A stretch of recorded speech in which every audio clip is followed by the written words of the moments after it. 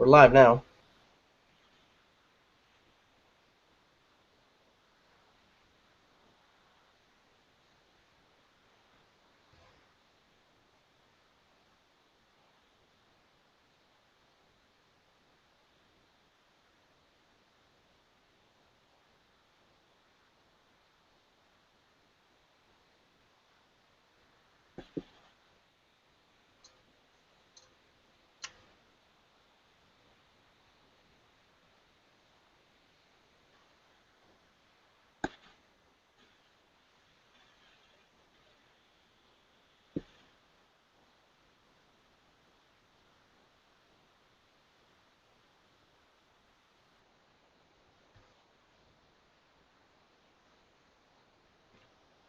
I'm pretty sure we're live now, right? Morgan?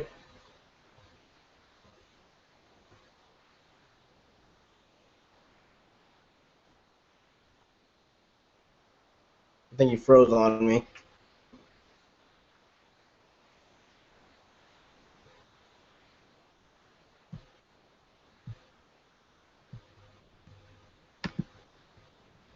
Hey, bud?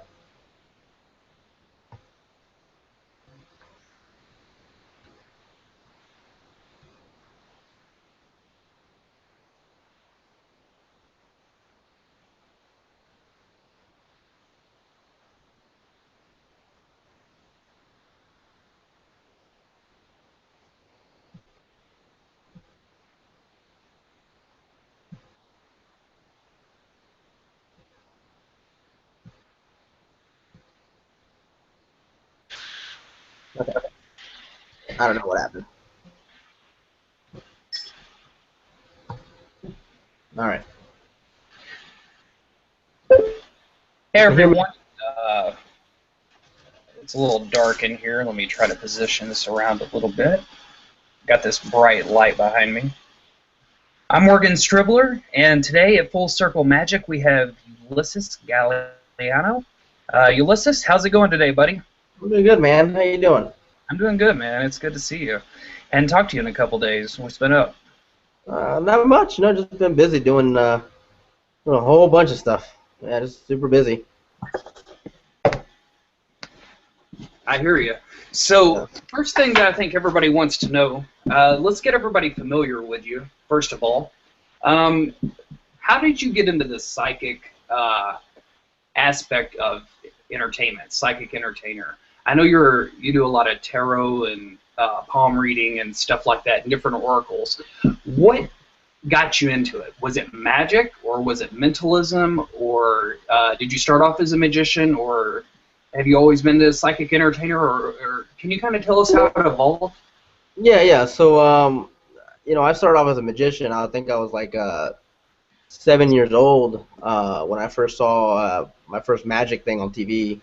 I think it was like Rocco or something like that who I saw on TV, and that got me interested into magic. It wasn't until I was like 10 or so, 10, 11, when I really started like, looking into magic more. Just, picking up books here and there and learning little tricks like that. Luckily, I had a magic shop here in town that I started going to, and I guess I got good enough, and one of the guys there kind of saw how good I was or whatever, and he took me under his wing. He was more of an illusionist, more than like close up, so he used to do big illusions. And that's actually how I got started. I started in big illusions. I started on stage. I didn't start like close up or anything like that. I started on stage doing just big illusions, assisting pretty much, and then learning them as I went along. Um, then when I was like, I'm gonna say 14, 15, that's when I started moving away from it. I started doing more manipulations. I had a whole manipulation act with like doves and silks. Did you do doves? Oh, you did doves? Yeah, I did doves and stuff like that. Cards, appearing canes, vanishing canes, all that stuff. I had a biller ball manipulation act that I used to do. Um, Can you do it for us right now? no, I don't have anything with me. Yeah, but plus I haven't done it in years. But yeah, I did that, and eventually, I think I met. I think it was So have Doctor. the billiard balls influenced your psychic as a psychic entertainer? No, not at all. I mean, well, eventually I will, I'll have a crystal ball and I'll start messing around with it, and I'll start doing this and making it disappear and stuff like that. But no, no, not at all. But I was just joking with you. when I was 15, um, 15 or 16 is when I met Doc Hilford. Oh, Um, nice. yeah, and that's what got me into mentalism, not psychic entertainer, but just mentalism in general. And I was tired of because of my teacher and doing shows with him so many times. You know, went I think 2 years on the road with him when I was younger, and I used to pack everything up, all the big illusions and all that stuff, and I got tired of it. So I was like, you know what, the mentalism stuff's awesome. All you need is a little bag about that big with stuff, and you can do it You know what? entirely. You're talking from one illusionist to another. I know exactly what you're talking about because I have like a massive show, like a massive illusion show that has like semis of stuff. Exactly. You got a warehouse full of that stuff. Yeah, dude. So like, I know exactly what you're talking about when you say. I mean, well, you just came to some of my shows a Right. couple of weeks ago. So I mean, we set up my show in what 5 minutes. Yeah. I mean, no, it originally took us a little bit longer, but yeah, once we had it pat down, yeah, it took us about 5 minutes. It was a weird situation because we were like doing it like in between acts, but I mean, once we got it set up, I mean, Yeah. down it went quick. But Yeah, yeah, absolutely. can you kind of tell us some more about your time on the road with Doc? No, no, it wasn't Doc. It was Clemente. Is when I spent 2 years on the road with him. He was my teacher. Oh, Like okay, I said, I met Doc, and then through him, he got me interested in mentalism. okay. And like I said, after that, that's when I switched over. But I didn't like it. I mean, I liked it. I don't know, I always felt like there was something missing. Plus, I've always been more like occultish anyway. So I think I was a mentalist for about 2 years when I really started getting into dabbling into more darker things. And, my mentalism plots started taking a darker twist, a more occult twist. Um, and that's when I started Well, getting I've into. seen your mentalism show. It's actually really, really good. I really enjoyed your mentalism show when I seen it. So I mean, you're a very talented mentalist. So Yeah, well, and again, I'm not known as much in the magic community just because I'm a performer more than anything else. I recently just wrote the two books, but before that, I just performed, and that's all I did. Just go out there and perform every day, every day. So, but yeah. So anyway, so yeah, back to because I have massive ADD, so I have to keep myself in order. Um, yeah. So once I started feeling that there was something missing, I started dabbling into the darker stuff, and that's when I started reading more psychic entertainment stuff. Started doing more the Q&A stuff, messing with the pendulums, and I love pendulums. The crystal balls. I mean, just everything, and that's how I got into that. And then later on, I got into like the readings and the psychic fairs, and which I just did one. So I did the psychic fairs and the private readings and stuff like that.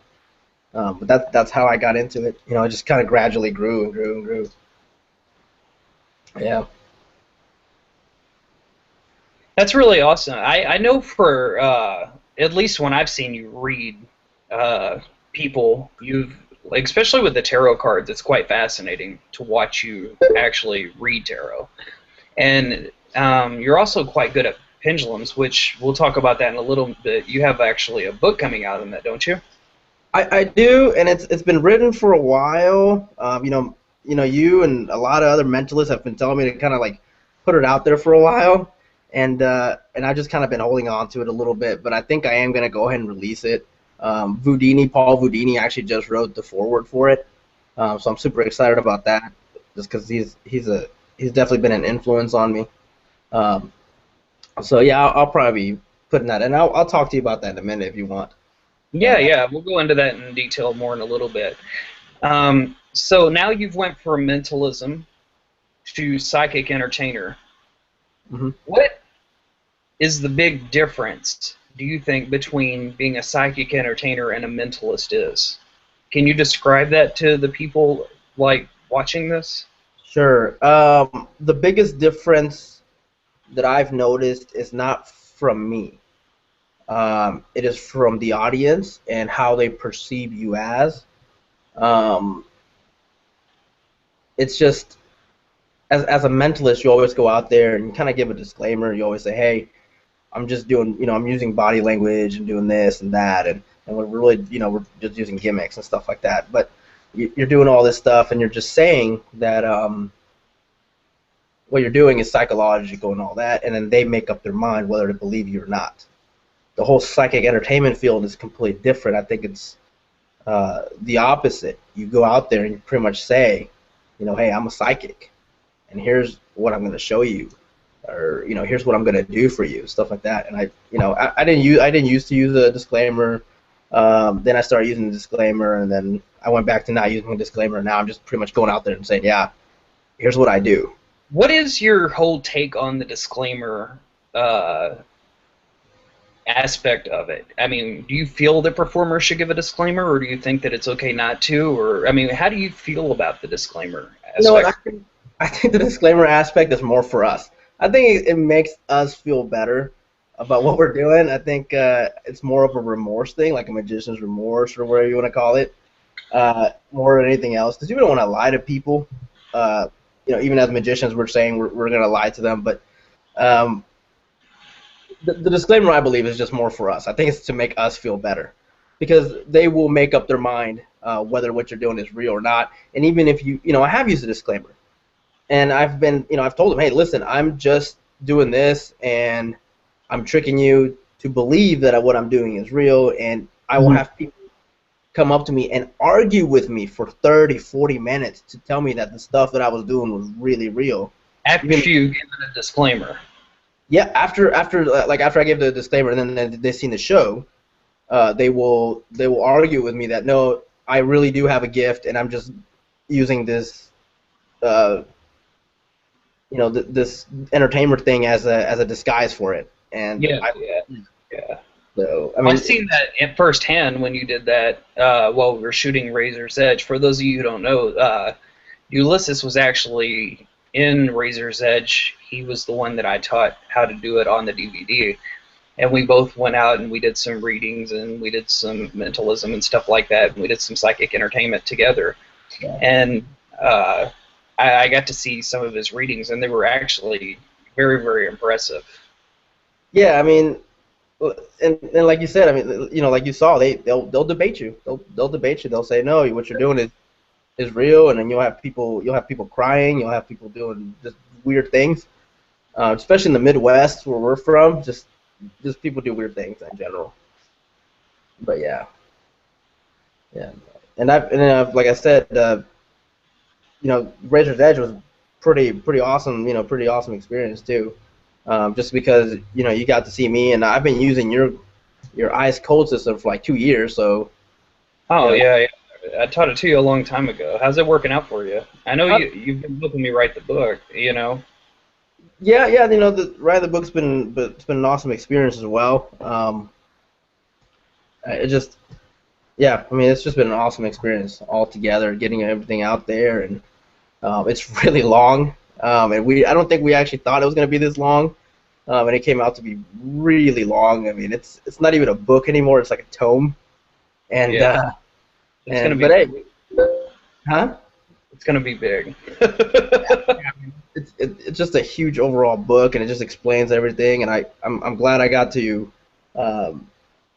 Share my experience with, especially just because I do so much tarot stuff.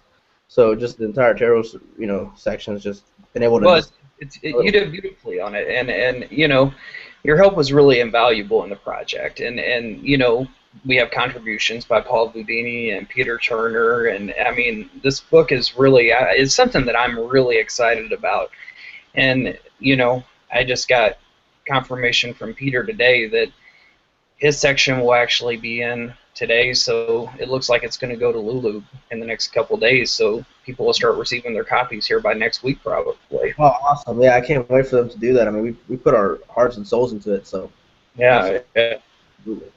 So, would you be, I'm going to see if we have any questions real quick for you in the thread, but while I'm doing that, can you explain exactly what you do, or if someone's interested in doing psychic fairs, how you would go about let's say, getting a psychic fair, or how do you book them, or how do you, I mean, how do you go about getting a psychic fair, and what's it like performing at a psychic fair? Okay. All right. So I'm gonna take this as a two-part. One, how do you get one? How do you start working on it? And then the second part being what it's actually like being there. For the first part is you just look on in the newspaper. Even being in the Midwest and the what we call the Bible Belt, we still have a lot of there's a couple psychic shops here in Indy here in Indianapolis that I work for and stuff like that. And there's psychic shops everywhere. I mean, they're just everywhere. If they're not in your city, there's one near you. Within an hour or two, I'm sure. And psychic fairs, they go with a Okay. couple different. Some are called like spiritual fairs or mind and body fairs or something like that. They don't always call them psychic fairs. And you just you look for one and you call who's ever. There's always a number. There's always a number on a flyer or on the internet or something like that. You always just contact them because they don't know about you. So you contact them. You say, hey, I'm a psychic. I mean, that's pretty much what you gotta say. You can't say, hey, I'm a cold reader. You can't say, hey, I'm gonna lie to you. You can't say that. And I actually believe in a lot of this stuff. So I came from a close-minded thing for a while where I actually believed in it, and I still do. Uh, so when I called them, I said, hey, yeah, listen, I'm a reader. I'm interested in what in your fair here. Do you need extra readers, or do you have a booth? Because you can also rent a booth. Technically it's a freaking 3 by 5 little table with a cloth on it. That's what you're So getting. you go in and basically rent it like you would like a dealer booth at like a magic convention, right? Yeah, pretty much. I mean, you got like 50 of these people, or 25 to 50 readers, and each one's different. I mean, of course, you always have your palm and your tarot and your runes readers. But you need to get something that kind of sets you apart. And there's thousands of things that will do that once you learn the foundation. But yeah, I mean, you sit down and you read to people that comes up to your booth, and yeah, that's what you just do. But again, just you have to call them. I You have think to. I think I think that's really quite fascinating. How many of those do you do like a month?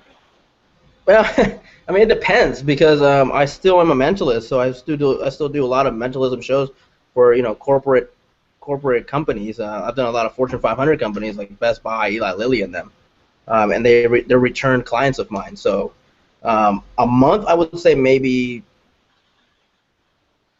1 or 2 a month, maybe. Um, Okay, well, I know you're a very busy professional because I know you do a lot of corporate dates, but you've also changed your show because I was kind of in yeah, there doing that, and you yeah, have more of the psychic entertainer type show that you do now live. Are you yeah. crossing over into the corporate world as well? You know what? It's a little bit harder to cross a fully psychic entertaining show into the corporate market. Okay. It's hard. They're more skeptical. Um, That's actually a question that we have. Can you okay. pause for a second? Because we have a question from the forums, um, and someone wants to know um, how do you make psychic entertainment? This is from uh, Natalia. It looks like I can't read it that well. I'm far away from my screen, so my light. Sorry if I butchered your name. How do you make psychic entertainment believable to skeptics? Okay. Yeah, you don't. The people who will believe will always believe, and the people who will fight it will always fight it. Well, Um, not necessarily, because if you remember, if you remember, there was a guy that at Buffalo Wild Wings. right. No, I'm talking about I'm talking about in like a corporate stage show. You Oh, know, in a corporate stage show. yeah, Okay. in a reading situation, completely different. If you're good, if you're good at what you do, they will believe it. They will just believe. I mean, there's so much stuff that you can tell them. Like I said, just I've been using your system for a while, so I mean, the stuff that I will hit on, it's ridiculous, and I have not had one person out of the, I don't know how many people I've read, hundreds, um, that were not believers by the time I was done with it. And again, this is just more of a personal, reading level. On a stage level, again, you'll get people who believe, and then you'll get people who won't. But in a personal level reading, in a one-on-one situation, or even just in a small group, I have not had one person not come out Well, I of. think the problem is with stage. If you do like a quote unquote reading, I mean, it's not as intimate either. I mean, It's not, and so I'll answer your question, I guess. You can add readings to your stage shows. You absolutely can. You can't add it for everything, of course, but there are a lot of things that will allow them to, allow themselves for readings to be added into them, different effects. Like my chair routine. My chair routine is perfect because I will add a reading in between, chairs when I'm having them sit down. I will tell them why they sit down and stuff like that, and I'll hit on little readings. I won't go into an in-depth thing because I got 5 people up there, but I'll tell them little tidbits about themselves, and then at the end, when I have them reading, and they're like, "Oh, you're wearing this, and you're going through this in life, and all that stuff." And I think you've seen that one. I think, right, Mhm. I have. where the person opens up the paper and it tells them everything about themselves and what they're wearing and everything. Yeah, yeah. We actually added that. Is it the Yeah, same? Yeah, we added that to my set. yeah. We added that to the ending of that thing, which I think worked out perfectly as well. Yeah, it did. It did. It went really, really well. Yeah. So so again, some stuff does play better into it. I mean, technically, you can add a reading into a bank night effect. Mhm. By saying, okay, this is why you picked that, or even you of how you, because I didn't I have never seen it. I've never seen a bank night effect type of how you do with the ESP cards. I mean that plays itself perfectly to readings. No, you didn't go too much into them on the stage, but you know, uh, Oh, you're yeah, talking about the ESP symbols? yeah. When you tell them about themselves and stuff like that, that's Oh yeah. perfect. Readings in that are perfect. They make readings on stage are to make the stage smaller. Is what I want to convey, I guess.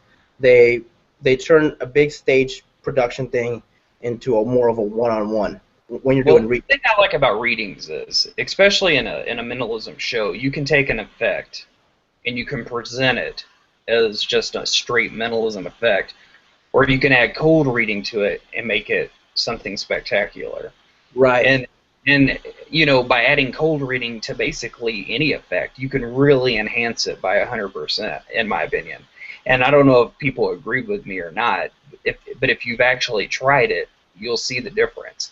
And I know you've been doing it for years, and I know a lot of people that do it. And I think when you do add cold reading to basically any kind of mental magic or mentalism type effect, it just enhances the effect tremendously. Absolutely. I don't know. I don't know if you could add. I mean, you of course you can add readings into magic, but they really play themselves better into mentalism effects, just because of the nature of what you're dealing with, people's mind and stuff like that. Yeah, Uh, yeah. but yeah, absolutely you can. I do it all the time. So I've got another question. This kind of pertains to both of us, but it's asked to you. But okay. I'm not going to get into it because I'm not going to tread on that territory because I'm Okay. safe now. What does a cross key tattoo mean that you have? And that's from Fraser Parker. uh, yeah. I don't know. I don't know if I'm actually allowed to talk about it. Number 7, that's me. Yeah, I'm number 11. I don't know. Fraser, what number are you? How do you? Huh? Fraser, what number are you?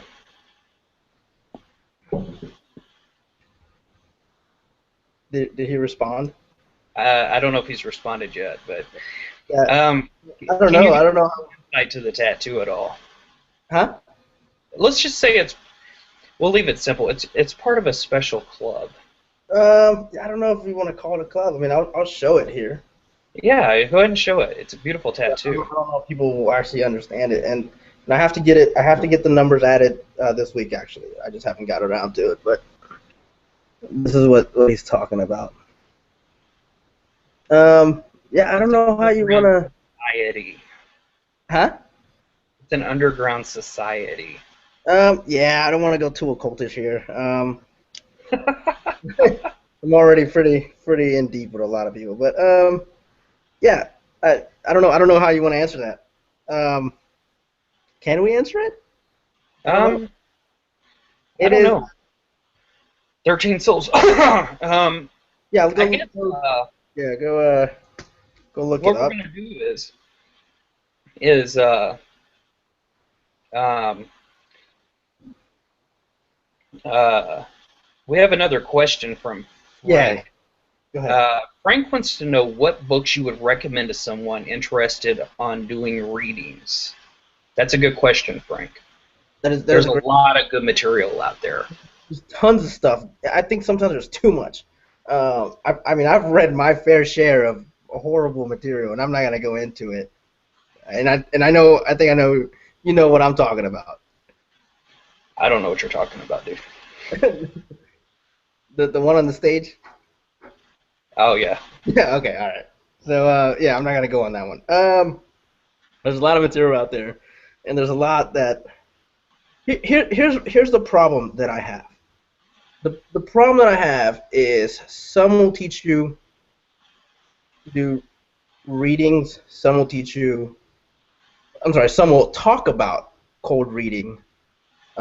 None of them really teach you how to do them together. I don't know why, but none of them actually teach you how to do it together. Um, Or some of them will give you how to read, but don't give you any examples. Or some of them will.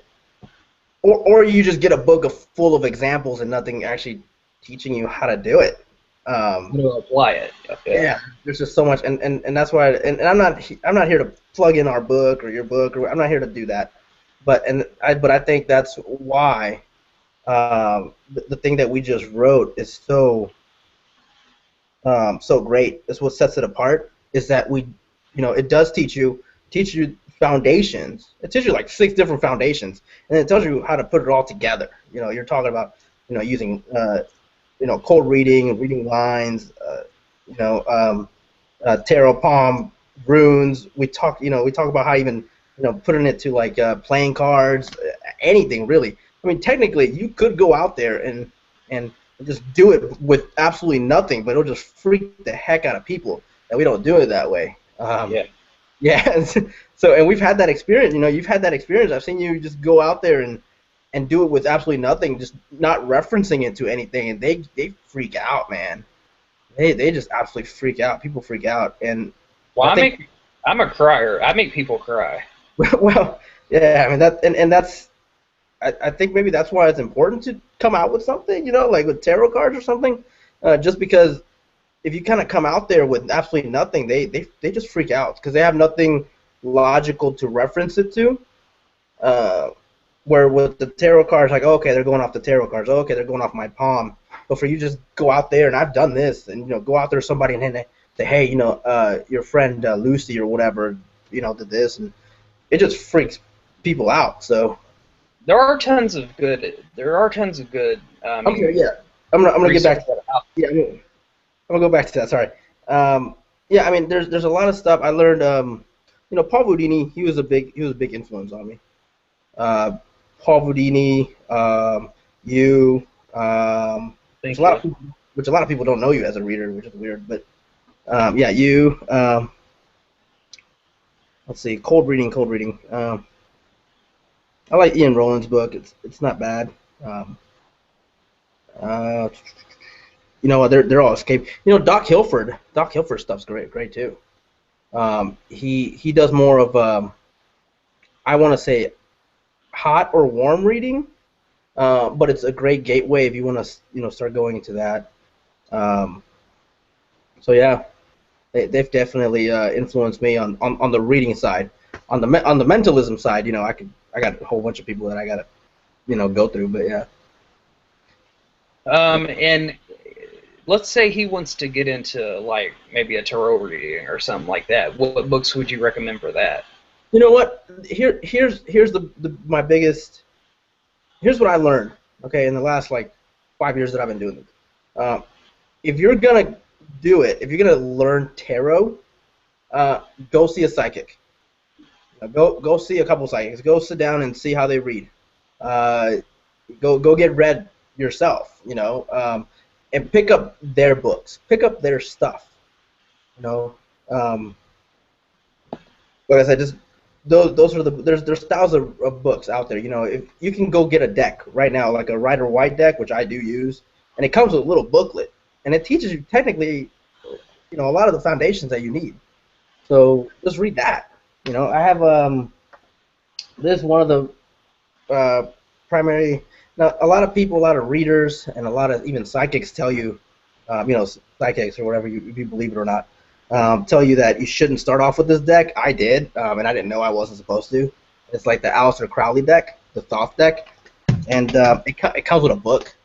Just read that. They all teach you. I mean, they all teach you essentially what you need to know for readings, for just readings. As far as the what we want to do, the psychic entertainer thing, we're kind of light years above just the psychic readers because we're used to being in front of people, and we have our kind of sneaky methods to get information and stuff like that, and we can relay it back to them better. So yeah, I mean, if you were to read their stuff, you'd be as good as any psychic. Once you're done doing that, you actually start learning cold reading. You start learning cold reading lines, not Barnum statements. Don't do Barnum statements. See, I'm going to have to come in on that one. I totally agree about the Barnum statements. A lot of the people that I've seen, and even psychics that I've seen, use Barnum statements. And to be honest with you, they don't work anymore. Like, they just really don't work for me. I mean, maybe some people can pull them off, but they just don't work for me and my style of cold reading. Mm-hmm. I don't use them. Yeah, I mean, is why there's an 8-page script in the book, Ice Cold. I mean that's and 90% hit rate. Yeah, I mean, I don't like Barnum statements. I mean, maybe one or two are okay, but it depends on which ones. Now, there are some decent ones out there that are kind of good, but some of them are just like, I mean, well, I'm not going to get into it because but I mean, but the Barnum statements. I mean, those that don't know what a Barnum statement is, tell them what a Barnum statement is. Yeah, so a Barnum statement is pretty much a generalized statement that that can apply to anybody. I mean, like I like Luke Germain. I like what he says, where generally you dislike pain. That's a Barnum statement. I mean, he's making fun of him, but technically you could probably use it, and it would technically hit just because it's generalized statement. I mean, who likes pain? Cutter? What? No, I'm just kidding. I say cutters. But yeah, I mean, well, even then they don't like pain. They just they do it for another reason. But yeah, man. I mean, no, I don't know. I don't like Barnum statements. They're maybe back in the day they used to work, when people didn't know what people were talking about. But nowadays with technology and everything, I don't know. And actually, technology has both been great and bad for our field. I say it's great because there's so much information. I'm going to be hinting this now here. There's been so much information on the internet about people. So technically, before you go to a client's house, you could look them up and find something on the internet that you could use. And that's a great idea, actually. That's a really... Hey, I'm not saying that you should do that. I'm just saying I'm putting it out there. But yeah, I mean yeah.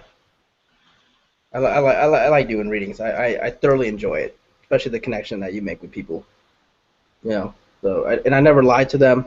There's a lot of stuff that I don't ever talk about. Health is one of them. Dead people. That's one of my rules when I taught you the system was never bring up health. Yeah, And yeah, I yeah. think And you actually did that beforehand too. But that's definitely something I have taken, and you've been absolutely right about. I just don't talk about health at all. I'm not a doctor. Um, I just don't talk about it. Dead people. I'm not a medium. I don't talk about dead people. A lot of people um, think of psychics they get psychics and mediums confused, and we're not. We're not mediums. We're just people using our intuition, I guess. But yeah, I don't ever talk about dead people. In a mentalism routine, I will do a living and dead test in a mentalism routine. But when you're doing readings, you can't do that. It's completely different. It's not like a magic trick. It's not a mentalism trick. These people think you're doing it for real. These people think that Mhm. they believe you. Every word that you say is actually the truth to these people. So you can't just bring up anything. You can't just say anything, and you have to live with what you say. So yeah, that's definitely one of the biggest things too as well. Just be prepared for anything that might come up. Um, yeah, because that just well, I I think that's all very invaluable advice, and I think that's really good. Can you? I know you came up with a revolutionary new technique with pendulums, which is one of your particular oracles that you like to use. yeah. There's there's so Give much us with some insight on your book and your new technique and stuff, or is that top secret?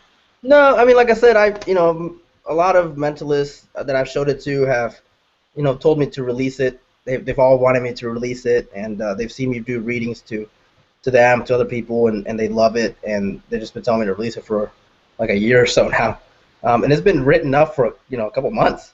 I just didn't know if I was ready to let go of it. Uh, there's some stuff that I don't want to like I said, I'm not a creator. I'm a performer, so I don't get to create a lot of stuff. So what I do create, I kind of just like to uh, Keep yourself use it up as much as possible. But I am gonna go ahead and release it, and good. yeah, well, and yeah, I'll talk about it. So what it is, and I learned this from a real psychic. Okay, from a person, a closed, I don't want to say closed-minded, but a closed-door type of person that believes absolutely 100% believes that what they're doing is real.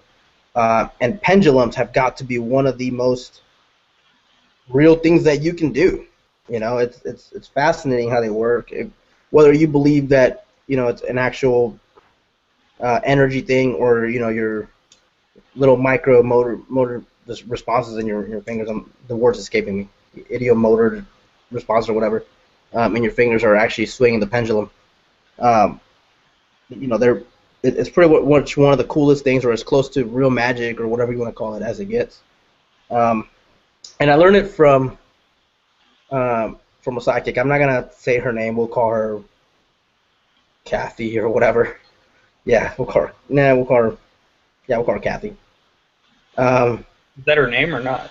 what? I'm No, just that's not her name. You know how you come up with names and they're like pretty much really close to the actual name, and I'm like, yeah, we'll just call her Kathy just because that's the first name that popped into my mind. You may tell her real name? No, I'm just kidding. Yeah. But anyway, I was doing a living and death test with a pendulum forever, but and that's how that's why I started carrying one around. But after I saw her doing a reading with it, I was like, man, that's amazing. And we sat down and she taught it to me, and it was just like a little basic thing. I mean, it was really basic. So I took it and I turned it into, I don't want to say a mentalism thing, but definitely more of a psychic entertainment type of thing where you do use you can use hot reading or cold reading and to make it even more powerful. This is just the pendulum I use. I mean, it's nothing, just something real basic. Just a real basic pendulum. But here's the thing, and I go into it in detail in the book because it's a very intricate system, and I talk about how to get your the sitter, the person you're reading for, hmm they're pretty much giving you all the answers. I mean, they are screaming the answers at you without saying a word. They really are. They want to pretty much. They want to tell you. They do. But people like to talk Less about. than any reading, if you just sit there and be quiet and listen, they'll tell you everything. Oh, exactly. Absolutely. I I took it a step further, and I made it a completely silent system. Hmm. And I it's the use of this mat here that I found, and it's pretty awesome. I mean, it's got Oh, wow. yeah, it's real intricate, and I use it for my pendulum reading, and it's got like it's got the months Is that going to and come with the book, or? yeah, and I think it will. I'm still debating on the whole thing, but I'm pretty sure it will. I'm pretty sure it'll come with the book will come with a pendulum and a mat. Okay. Uh, yeah, and definitely the mat, just because, excuse me, it's so intricate and you're not gonna be able to find it. Um, so I will definitely want them to get it and start working immediately with it. And just so cool because it just kind of works by itself. I mean, it's just self-working pretty much. Yeah. Like I said, it's got astrology, and you can do like a astrology sign divination if you want with it. You can tell them, and I've done all this. I've explained this in the book how you can tell them the exact day and the exact day of their birth. Their Yeah, I've birthday. actually read the book. It's actually Yeah, brilliant. yeah, that's It's right. Yeah. So I mean, it's just brilliant. all the answers you can. They're telling you. It's telling you everything, man. It's gorgeous. I love it. The system itself, I love it. Do you know what And it's going to retail for? I don't know. I don't know. Like I said, I didn't It's want going to. to be hardback or like an ebook? No, it's definitely going to be an actual book. I don't want it to be an ebook. Uh-huh. Just because I want to send this stuff out with it. Oh, And this, yeah, of I course. want to, yeah, the mat and the pendulum with it. And I mean, you don't have to use this stuff. You don't have to. The book tells you exactly how to make one, or you don't need to use that one. You can use anything. But Who wants to I make though if it comes with it? yeah, this is the ones I've been using forever. So I love it. And I talk about it a lot. So yeah. I don't know. I don't know what it'll retail for. I'm still figuring all that out with all the costs and everything. Um, but I'll let the FCM people know first. Okay. I'll let them get a deal out of it first. So you'll give us a deal here at FCM for all of our Yeah. members? Oh yeah. Oh absolutely. Yeah. Oh, that'll Yeah. be great. That'll be great. We'll Yeah. be sure and actually, I'll pass that on to all the other admins and everybody. But yeah. I mean, like I said, I love this group. It's a great group. I love what they're doing. I'll chime in every now and then when I can. But yeah, I love this group. So that's definitely something I'll do for you, Well, especially for having me on here and all that. well, yeah. It's great to have you on, and I feel, you know, I'm learning quite a bit about the, hopefully people are learning, quite a bit about the psychic entertainment business, and Yeah. I mean, it's aspects. definitely it's different, man. It's completely different than magic and mentalism. It's a completely just different field, and there's just so much on it. Um, but when I found out, the people are so nice and they're so willing to help you out. Now, again, don't go around saying you're cold reading people. Don't say, yeah, well, I'm just going to be using if you get it, because just like any other job, you will get interviewed to be a reader. So just when you pick up the phone and call somebody and say, well, what do? You don't want to say, oh, well, I just cold read people and use their use their reactions and stuff like that to let me know what they're saying, or I use stock lines. Or no. You got to come out and say, hey, well, listen, I'm a reader. I've been doing it for a while. I do tarot, palm, whatever. Uh, Yeah. it helps if you really believe in this stuff, which, like I said, I do. Which Um, means you actually had a funny bet about this whole yeah, thing. yeah. I mean, yeah. A lot of people don't know this. Can I say? Can I tell them? Yeah, I don't care. All right. So when I first met you, right, around the time when I first met you, and you were teaching me the ice cold system, I was like, well, this is all right, but does it work? I think my exact words were like, does it work in a real setting? I think it would just freaking fall flat, right, in a real setting. So you're like, no, it'll work. I'm like, nah. and I think I gave you a month, which ended up being maybe only a week where it happened. I gave you an entire month, but you made it happen in a week, which was ridiculous. Uh, so what Morgan did was he joined two, three, 5. five, right? So he joined five of the top uh, online and telephone reading companies, right? The ones you call in and stuff like that. And huh? Psychic networks, so Yeah, have the you? psychic networks and stuff like that, and which are a great way to get practice, by the way. If you're gonna start getting practice, that's a great way to do it. But yeah, he joined them, and within a week, you became on two or three websites or two, three companies, you became their number one psychic reader, right? Within a week. Yeah, Out of and then within 2 weeks, I was the number 1 on all 5. right. Yeah. So within a week, he became on three, and then on all five within 2 weeks. And I was just dumbfounded because there were like at least 100,000 people, right, within all five networks. Yeah, there was a ton of people. Like they had a huge customer base. I don't know how many psychics there were on each one. There was quite a few psychics, though. I mean, they had a bunch of psychics, but There's a lot of psychics, thousands, easily thousands of psychics. And yeah, you became the number one in all five. And I was like, all right, I'm ready to learn. You know, I'm ready to learn this. Let's go. And yeah, I've learned it, and I haven't stopped using it ever since. And I'll go out and read for somebody, and through word of mouth, it'll just get kind of spread around, and that's all it is now, just word of mouth. People like to get read. People like this stuff. They're interested in this stuff. It's not like you go to somebody and say, hey, let me show you a card trick. A lot of people are like, no. Hey, let me tell you about your future. Let me tell you about your past. Let me tell you about your deepest, darkest secret. People love that stuff. They eat it up. Yeah, it's great. I love it. well, the you've been doing. Do you want to demonstrate like a reading or something for everyone watching? Um, Is there anything you want to demonstrate or do, or? yeah, I can. I mean, I don't want to put you on the spot if you can't, No, but no. I'm just thinking that pendulums. My pendulums is unfortunately not gonna work over Skype, but I'll do tarot. I love tarot. Um, I don't want to talk about problems.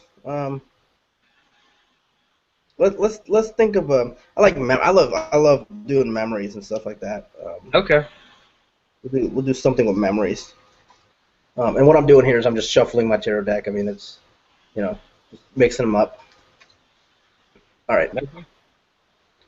I have two piles, and this is exactly how I read. I got two piles. You want the right one or the left one? The left one. This one. Mhm. Okay. You got a memory in mind? I can think of one. Okay. So this is the card that I'm getting, right? You want me to note the memory? You know what? Yeah, because I don't want people to say, "Oh yeah, he just told them," or I don't know something. Just could you Okay, just hold on. write I it? don't have a pen and paper. Let me see here. Here. You know what? I'm gonna message it to Andy. Okay, yeah, and that way you can verify it. That is it. And actually, I can just show you the card. It doesn't really matter. And what it is the Lovers.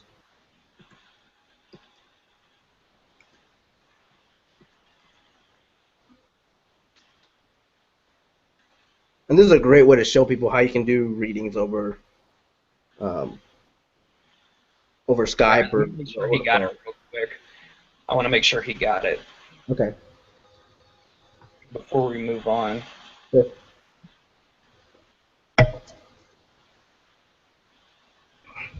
Now we're going the extra mile, of course, to validate all this and stuff like that. In a normal reading, you wouldn't have to do any of this. You can just read.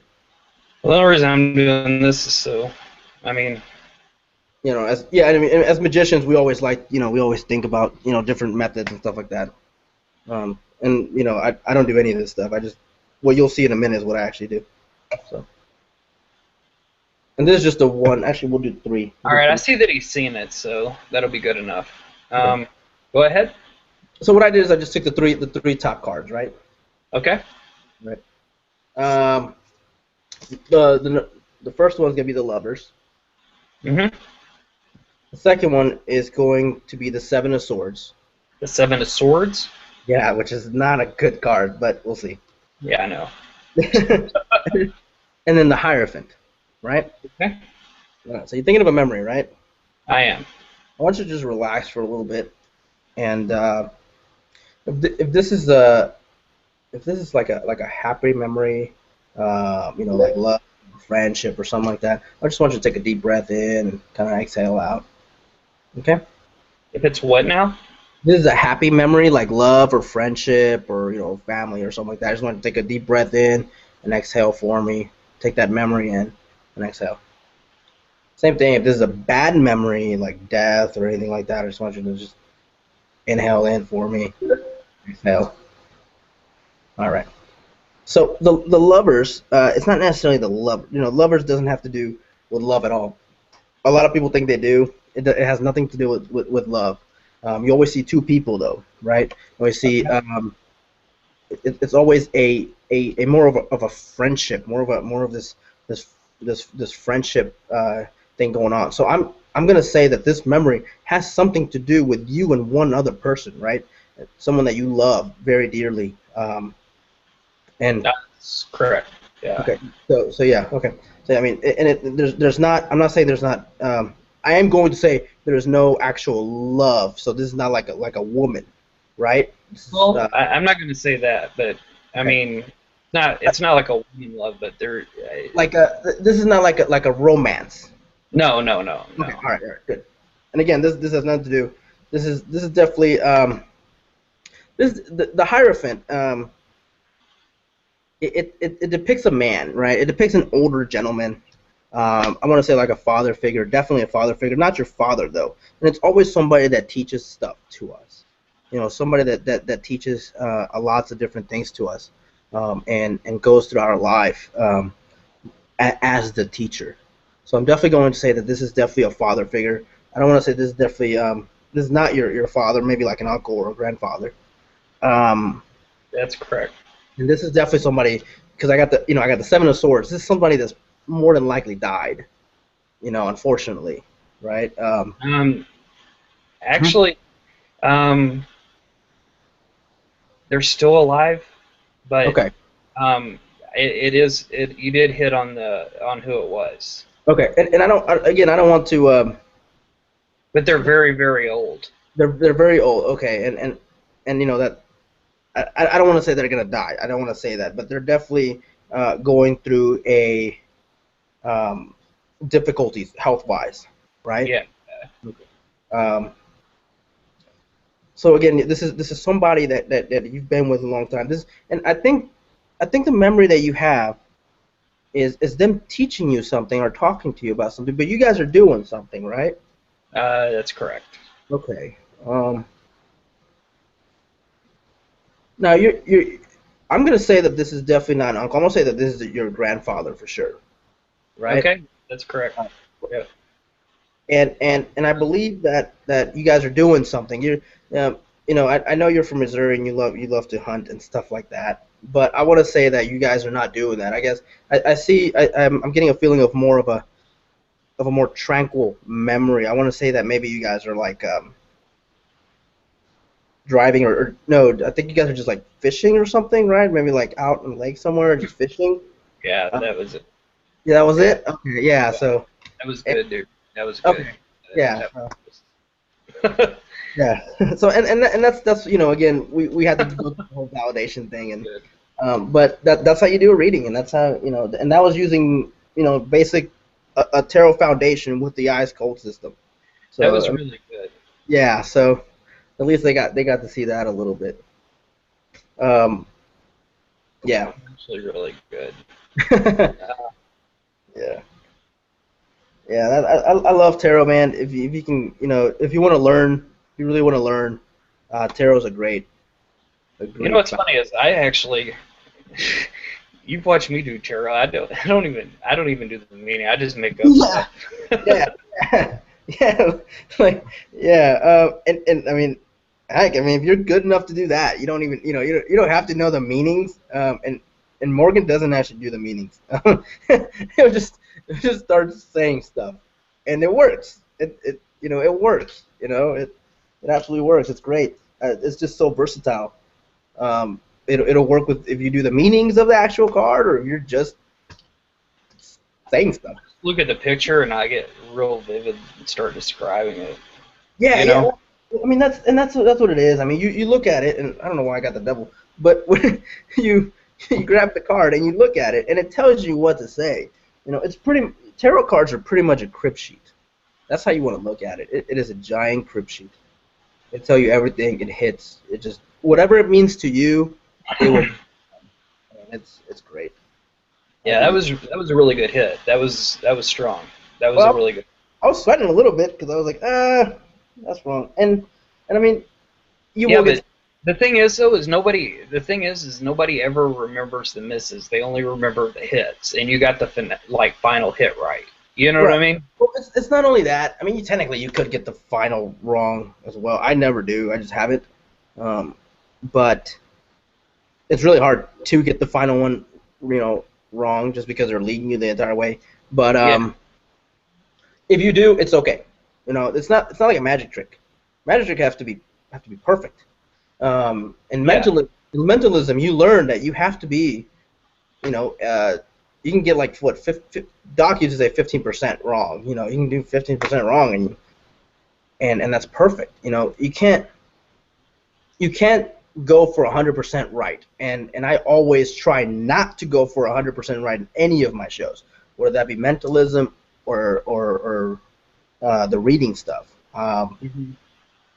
I just don't, because then it turns into a magic trick. What You know. happens if you're eerily accurate?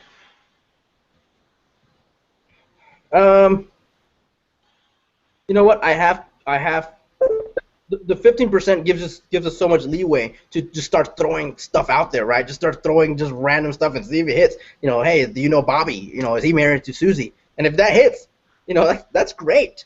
And I've hit 100%. It doesn't happen. It happens maybe 75% of the time, but it's unintentional. It really is. And when that happens, it's great. It really is. So there's nothing wrong about getting 100%, but there's also nothing wrong about missing. You got this 15% that you can do away with. You got 15% of leeway that you can get right or wrong. If you get it Well, right, the thing that about my system, and you can vouch for this. You have to pretty much create your own misses. yeah, man. Yeah, yeah. So if you don't want to miss, you don't miss. That's That's kind of the. I mean, you have yeah. to. You How know what can I'm. yeah? How You can have to we? pick your misses. You have to almost want to miss, right? Like, yeah. I mean, you almost kind of want to miss. And When it's also, good to miss, because I think misses make it more miss. believable. Oh, Because absolutely. if you just hit every single thing, I mean, even if I don't know if there's such a thing as a real psychic or not. I'm not. I mean, I don't believe in psychics, but I think that um, even if there were such a thing as a real psychic, I don't think that they would hit 100% of the time. No, I mean they. I don't know. I've never met one. I've been through a lot of psychic fairs. I've done a lot of readings. I've been to a lot of psychic shops and worked at them. Um, I have never met anyone. Yeah, I mean, I met one, but he's all right looking, I guess. But I've never actually met someone that works as a psychic. Yeah. Um, just come out to me and say, hey, this, and this, and hit. There's not one that No, I've I'm met. just saying that even I think if the gift did exist, I don't think that you could actually get 100%, even if you truly had the gift. You know what I mean? I Oh, think there would be misses. yeah. I mean, and I'm gonna kind of go away on a little tangent here for a minute, but I'm not. Um, I get a lot of inspiration from movies. I know you were asking about my inspirations earlier, I think. Um, I get a lot And of. what are your inspirations? Tell us about your inspirations. That's a good question. Well, like I said, like in the reading world, Houdini, you got Houdini, you got. No, not magic or mentalism related. What are your inspirations outside of? Oh, outside of magic, I got a lot. I listen to a lot of music. Music's big, big, really big on me. I listen to a lot of inspirational stuff. I really do. Um, but on the readings and even my shows, movies. I'm a big, huge movie watcher. I'll watch pretty much everything that comes out. I mean, I've been at the movies maybe 18 times in the last month or so. I don't know. I've been to the movies. Yeah, I watch a lot of movies. Um, so there's a lot of movies out there. There's a lot of great magic related movies out there. And one of the biggest one if you're trying to get into readings, um, the name's escaping me, but I think it's called like Red Lights or something like that. It's got like Robert De Niro, and he's like a psychic. He's a fake psychic. He's playing Well, that's a great movie. I've seen that movie. Oh, that is That's a great. a really good movie. Yeah. So what he's doing is just playing a fake psychic, and that entire movie teaches you. I Uh, recommend that to everybody. If you haven't seen it, I think it's still on Netflix. Go watch it. It's a great movie. yeah. And I don't know if I saw it on Netflix or I rented it, Redboxed it or whatever. But it's a great movie. Red Lights is great. Um, gosh. One with Matt Damon in it. I forgot what it's called. No, but Red Lights is wonderful. I mean, it's really, really good. Yeah, absolutely. I love it. I mean, it teaches you what it would be like, right? If it actually kind of existed and you didn't know. Yeah. Um, but there's another one with Matt Damon in it. I forgot what it's called. Um, and maybe I'll remember later. But he's a psychic, and it teaches you what a real psychic would act like. How would it affect their life, right? All the little quirks and things that they would have. So you use that. That's where you learn your subtleties, if you want, Mhm. because the reading world or the psychic world also have their own subtleties. That's why I wear so many rings. And I'm not gonna go into that, but that's one of my subtleties, the rings thing. And I've talked to a lot of people who want to do readings and get some rings. You'll know why later, but yeah, we have subtleties, just like in hypnosis. To me, the most important thing in hypnosis to me is the setup. It's how you get their mind going to get hypnotized. And Yeah. I read a lot on the forums, and people are always asking, if I want to learn hypnosis, who would I learn from? Anthony Jacqueline stuff, man.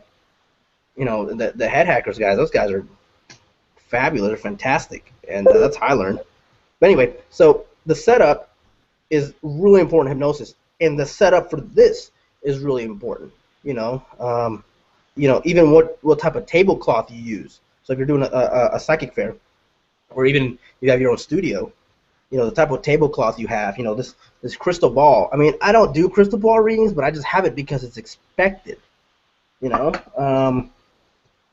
it You're just playing to what people's expectations of what a psychic would be. right, and this is all the setup to get their mind, getting their mind more Conditioned? open. Yeah, conditioned and open to being read, to giving you information, to just being relaxed. They're expecting this. And I always dress really nice, and I always And get see, questions. one thing I notice, not to cut you off, but the one thing that I've noticed when I've done readings and when I've done that type of, because I do a lot of readings myself, like daily, is you genuinely have to care about this person. Right. Have you found that when you do your readings as well at the fairs and stuff? I mean, I think if you don't genuinely care about your sitter, then you have no business doing readings at all. Do you agree with that?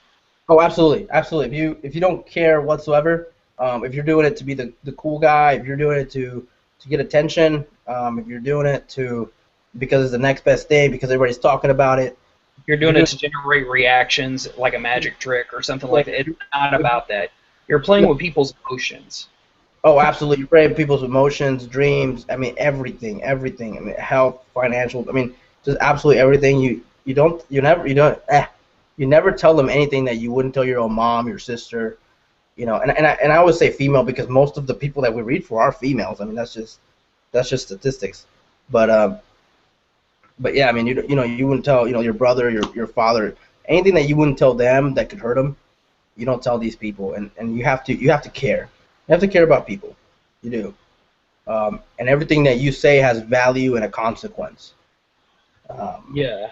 yeah, so you It have to does, care. and some people take what you say very, very literally, and that's why you have a responsibility as a reader uh, or a psychic entertainer or whatever you call yourself. You know, you really have a responsibility, and you have to be very, very careful with what you say. That's why I never go into health. I'm not a doctor. I'm Right. not diagnosed, like I can't diagnose your situation. I can't, you know, do anything like that.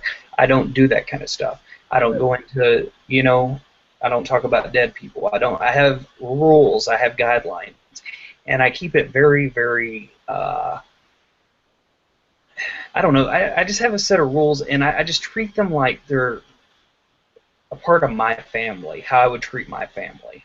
Exactly. I mean, that's how you got to treat them. I mean, because for that moment, for however long you read, forever how long you connect, and you know, I will read for somebody and they will stick around for an extra, you know, half hour just hanging out, and through the entire time, you don't just read to you don't just get into performance mode or whatever you want to call it and read and then boom you're out and then you're a whole completely different. No, it's all you're always that same person and that's another thing. Like when we go on stage, I think as magicians we have this persona, right? In readings you don't have a persona, and it would probably be a bad thing to have one. You got to be yourself, Hmm. uh, because they'll know when you're lying. They'll know when you don't care. Yeah, yeah. And the thing is you have to have sincerity and genuine care about people. Is Hereafter by Matt Damon the movie you were talking about? Yeah. Hereafter's a great movie, and people are gonna like bash me for this. I gotta get there's one by Kate Blanchett that's really good. Um, and again the whole thing about the how it's called The Gift. Kate Blanchett, The Gift. It's a great movie.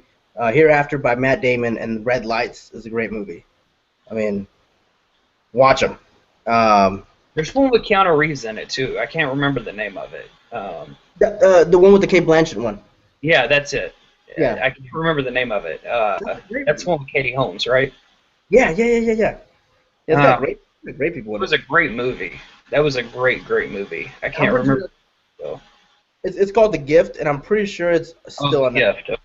Yeah, And it's and on Netflix, I believe, right now too. mhm. And yeah, I love Netflix. But there's just hey, go on Netflix and just type in psychic. Just the stuff that'll come up. Watch it all. Even the bad stuff. Just watch it. Um, there's so much stuff that's out there that definitely does help for this type of stuff. And it'll help you being a mentalist too. It will absolutely help you be a mentalist, a better mentalist. You know. So And if I'm not mistaken, I mean, I personally, I don't know if you agree with me, but I think that Red Lights was kind of based on Geller, um, or at least a Geller persona, like amplified. it definitely was. I think. I think they were trying to go for like a amplified Geller is I who they think were going after. I think so. Yeah. It was definitely inspired by Geller. Oh, absolutely. Another one is the Great Buck Howard. I don't know if you ever watched that. Oh, that's a great movie. Yeah. That's a good. They're pretty much talking about the Amazing Kreskin, right? So that's a great movie. But yeah, I mean, watch them all. They don't have to be magic related. There's tons of movies that you get um, awesome inspiration from. Well, and the good thing about these movies is not only it shows you a lot of the ways that if people really were psychic, how they would deliver the lines, how they would uh, act. How you get to see how they would actually, and from an actor's perspective, someone who does that for a living, how they think that that role would be portrayed. which is kind of interesting because, I mean, you can't prove there's psychic phenomenon. And, I mean, it's just really interesting. So you get to see what it would be like. And I think there's a lot to learn if you really watch the movies. I mean, you can learn a lot. Don't you agree? Oh yeah, yeah, absolutely, absolutely. Like I said, I got tons of like the subtlety stuff. It's just because to them it's not a gift, it's a curse more than anything else. And you get to see their psychology change. You get to see what little quirks they have, and you definitely start picking up on stuff. You know, watch it for that. Don't watch it for. I mean, they're all great movies. So you know, watch them once for the awesome movie, and then you watch them again and you pick up on the subtleties, how they act, how they walk, how they talk. You know, these actors, these are all great actors, and they've all had great training. So, you know, for them to act like that, there's a reason for everything that they do, and that's what you want to pull from them. And there's two more movies, and if you can get your hands on them, because they're really hard to get. I think I ordered them from Amazon from in the UK or something like that. But The Night Has a Thousand Eyes. Oh, it's a good one. Yeah, it's an old one, right? It's like 1950s or something like that. But watch it; it's a great movie. It's a really good movie, though. Yeah, and Nightmare Alley. Haven't seen that one.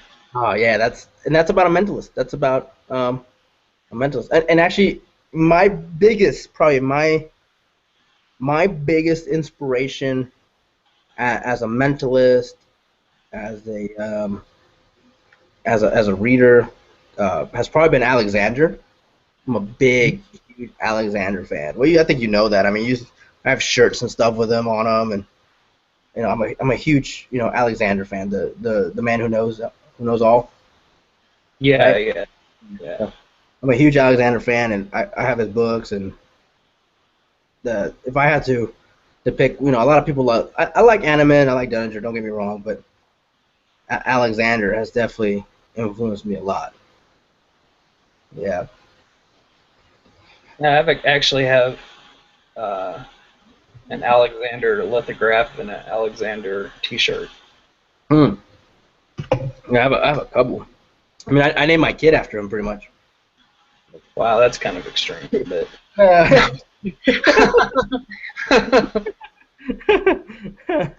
Oh, what's that tattoo right there? I'm seeing a tattoo. Huh? On your left arm. What's that? Oh, this is actually a liquid metal fork. Oh, okay. Okay. And this right here can't be shown. Oh, right. Yeah, yeah. I think you told me about that. So, yeah. Due to legal reasons. Yeah. That's cool. But it's cool. Yeah. I don't know if do you have any more questions or. Is there any more questions, or are you about ready to wrap this up, guys? Do we have any last-minute questions?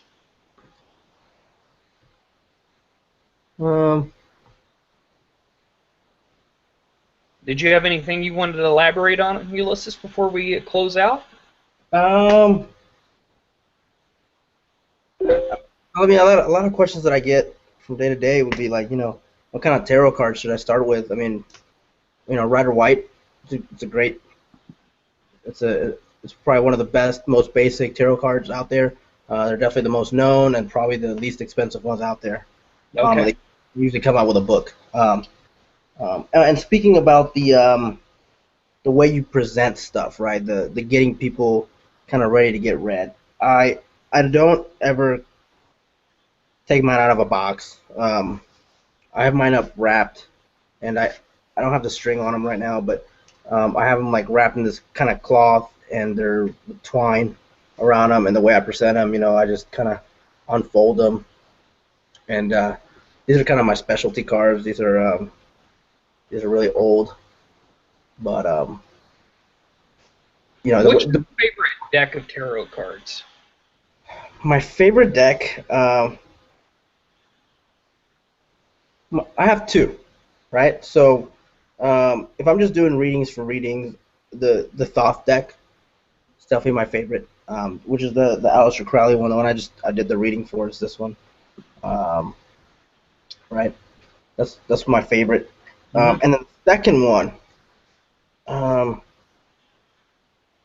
Yeah, the second one is this one, and it's made by Outlaw, and what it is, it's pretty much it's Is a that mark. gimmick deck? Yeah, it's a mark deck, right? Oh, that's So awesome. yeah, I love it. I mean, if you really want to apply our knowledge to this kind of stuff, this deck is probably one of the best ones.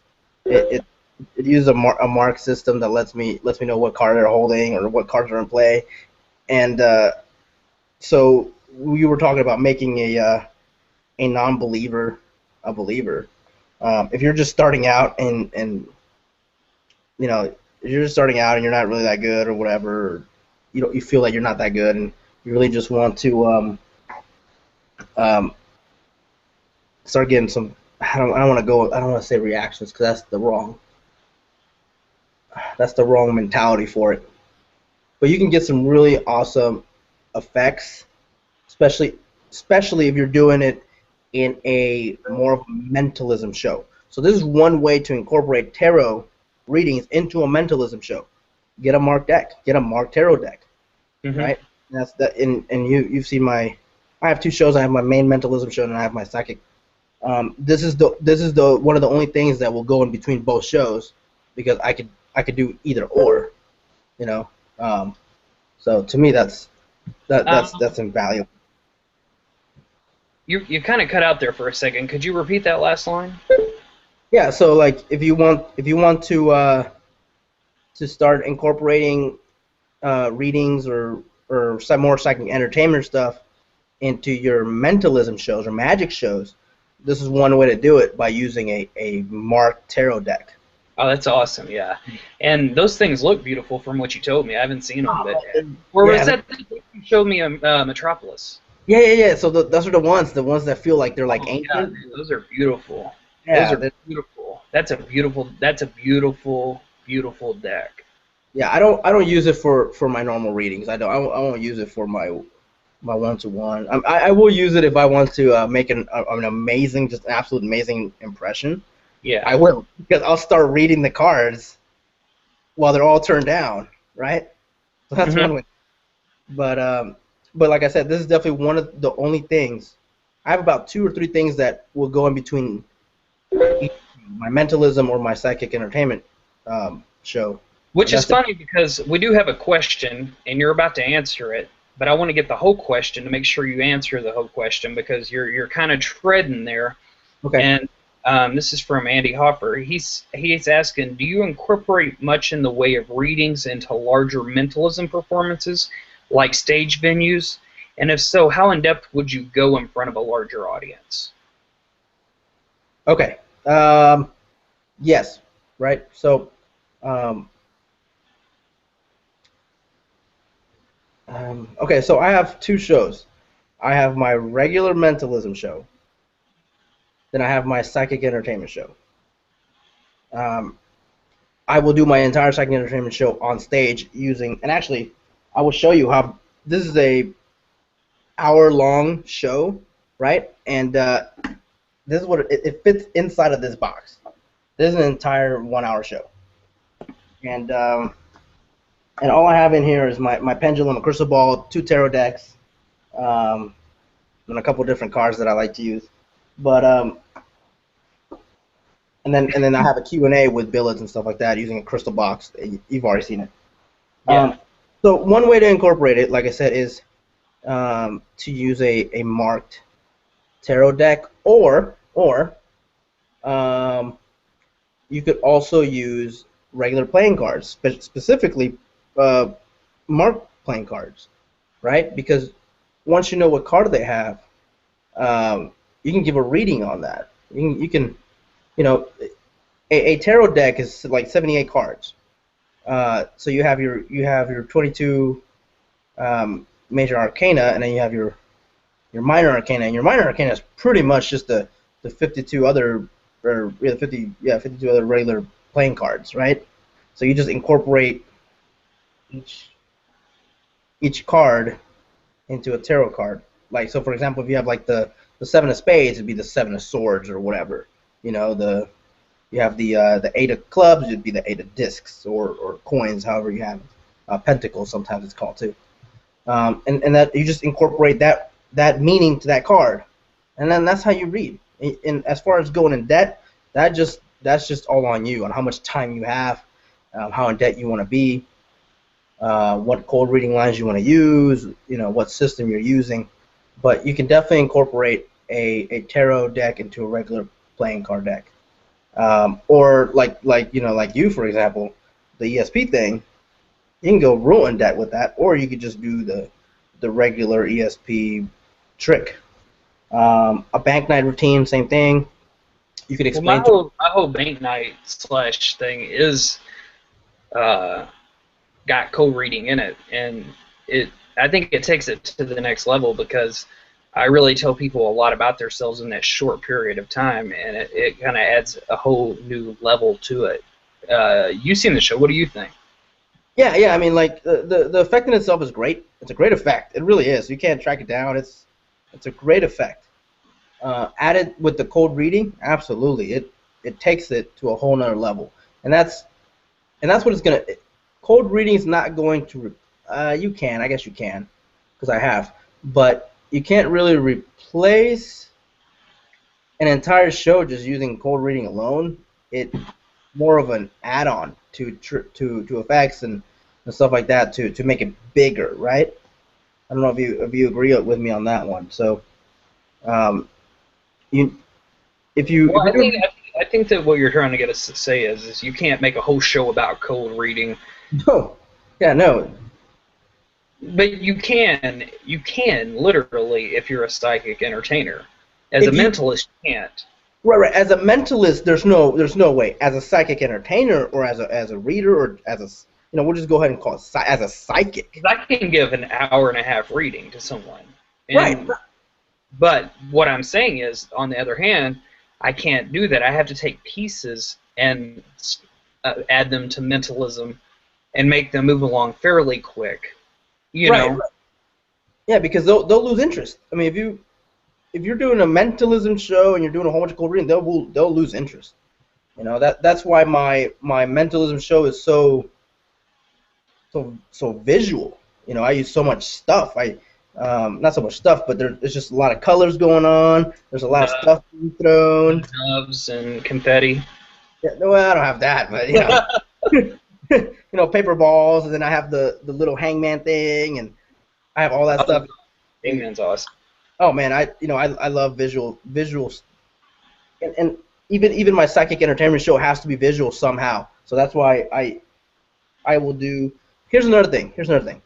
My psychic entertainment show will start off on stage, but throughout I will be going in and out of the audience. I won't stay on stage. I will go in and into the audience. I'll pull people up.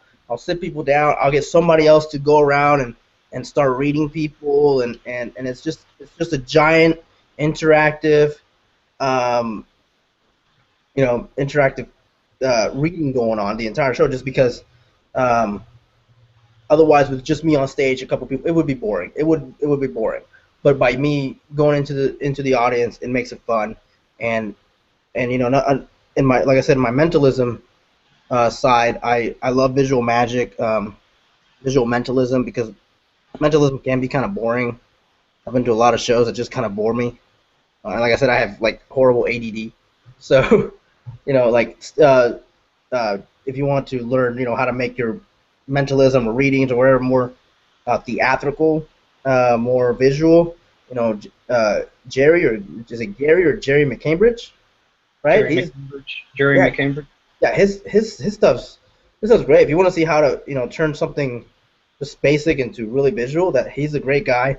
Another guy that I absolutely you know uh, look up to, or has had an influence on me, I guess, is and I'm gonna butcher his name. He's a German guy, German mentalist, great guy. His name's Stefan Ocheski, right? Great, great mentalist, makes everything just completely visual. I mean, just everything. And then Luca Volpe, he's great too. Oh, I mean, yeah, he's yeah, great. yeah, man, his stuff's awesome. And my chair routine. I got the inspiration for my chair routine because of his chair routine that I saw, and It's not the same one, but it's amazing. I don't even know how he does I his. love your routine. I think you should actually publish it someday. No, no. My chair routine. I might publish it one day, but not for a Really little. good. I mean, it's really, really strong. It's got Thank you. some good, good, good. Yeah, and that's probably one of the best ways you can incorporate readings into it. And I do. Oh, here's yeah. So I incorporate readings into predictions. Right? A lot of people don't do that. You can incorporate readings into predictions. Just you can use whatever lines you were going to use. I predicted this because you're going through this and this was going on with you and stuff like that. And that's how I do it. I incorporate readings into predictions. I incorporate readings into why they chose that chair. Mhm. Any kind of choices that they would make. I'll even like grab somebody's palm throughout the show for no reason and just say, oh, okay, so that's what's going on. I'll grab their palm and say, oh, okay, see that line? That's what this means. And I won't even mention it ever again, just because it's just a subtlety that I'll use. Just You a know? nice subtle touch. Yeah, yeah, like I'll just throw in random stuff in there that kind of gets them thinking, like, why did he do that? And then later when I do my Q&A, and I always finish, no matter what, I have on both shows, I finish with a Q&A. And it's the Speaking of which, you came up with a devilishly awesome Q&A thing. oh man, yeah. And Uh, we were working on that. If you remember that, we were working on that Metropolis, and I came up with a little thing for you on that. yeah. And I don't know but how I missed that. I have no idea how I've been using that thing for a while. I don't even know how the heck I missed. I don't want to talk about it, but I yeah, don't know. Yeah. I just want to use it. Well, I mean, and I don't know, man. I might release. No, I don't know. What do you think? I love it. Yeah, I wouldn't release it.